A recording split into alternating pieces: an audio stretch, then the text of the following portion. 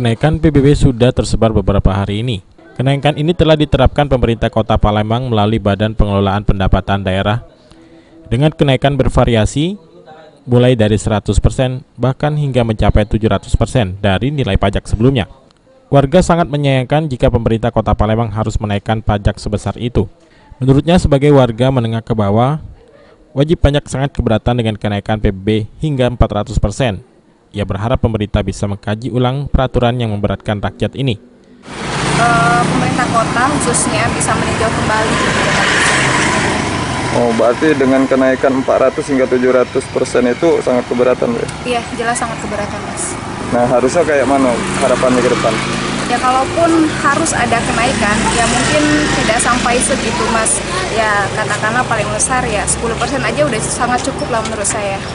Oke, walaupun itu alasannya untuk meningkatkan PAD Kota Palembang. Ya, apapun alasannya itu, saya nilai itu sangat memberatkan kita.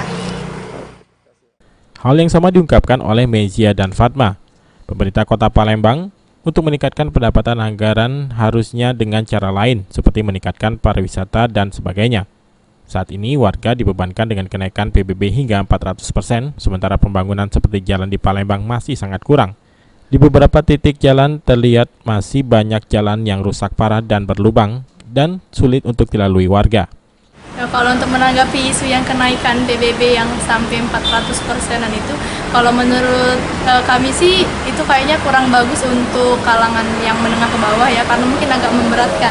Ya, mungkin dari pemerintah kalau misalkan itu untuk income pendapatan daerah mungkin bisa dikaji ulang, mungkin dengan dengan kegiatan tempat wisata. Ya, dengan tempat wisata bisa dijadikan juga untuk income di PAD kita. Oke, berarti kurang setuju ya dengan ini ya? Iya, kurang setuju. Nah, mungkin harapannya ke depan kayak mana?